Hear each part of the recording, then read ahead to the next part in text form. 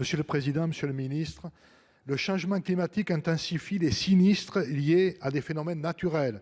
En Dordogne comme ailleurs, c'est particulièrement vrai pour le phénomène de retrait-gonflement des argiles. Il est urgent de réformer les critères de reconnaissance de l'état de catastrophe naturelle afin de mieux répondre aux attentes des territoires.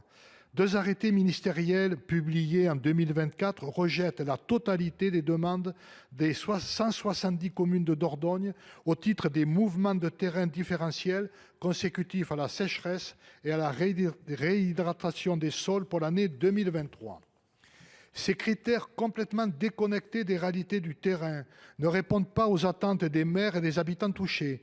Les sinistrés qui constatent quotidiennement l'aggravation des dégâts sur leurs bâtiments ressentent ces décisions comme une profonde injustice. Les données météorologiques reconstituées à partir de carrés de 8 km de côté, utilisées pour évaluer l'intensité anormale d'un phénomène, proviennent exclusivement de Météo France.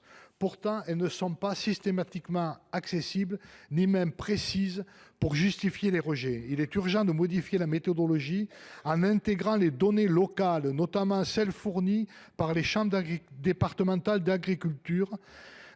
Ces organismes disposent d'informations hydrométéorologiques précises, comme la pluviométrie, l'ETP et les bilans hydriques. Ces données collectées en temps réel et sur des bases ultra-locales offrent une vision bien plus fine des phénomènes climatiques que celle de Météo France.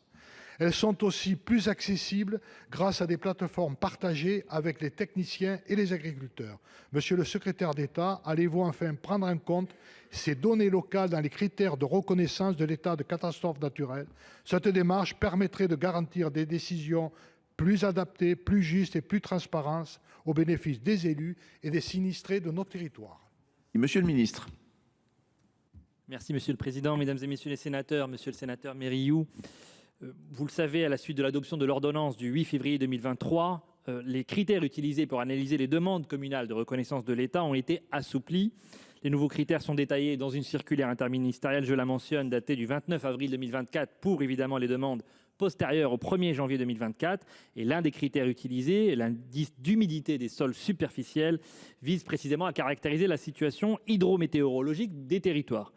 Cet indice, je veux le dire, est établi par Météo France à partir d'une littérature scientifique précise qui utilise des données de température, de précipitation, vous le savez, de plusieurs milliers de stations de Météo France implantées sur le territoire national qui respectent des recommandations précises de l'Organisation météorologique mondiale.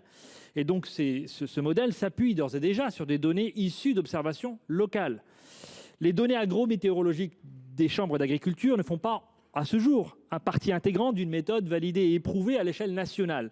La pertinence d'utiliser des données relatives à l'état des sols agricoles pour évaluer parfois l'intensité d'épisodes sur des sols urbanisés ou aménagés fait d'ailleurs débat.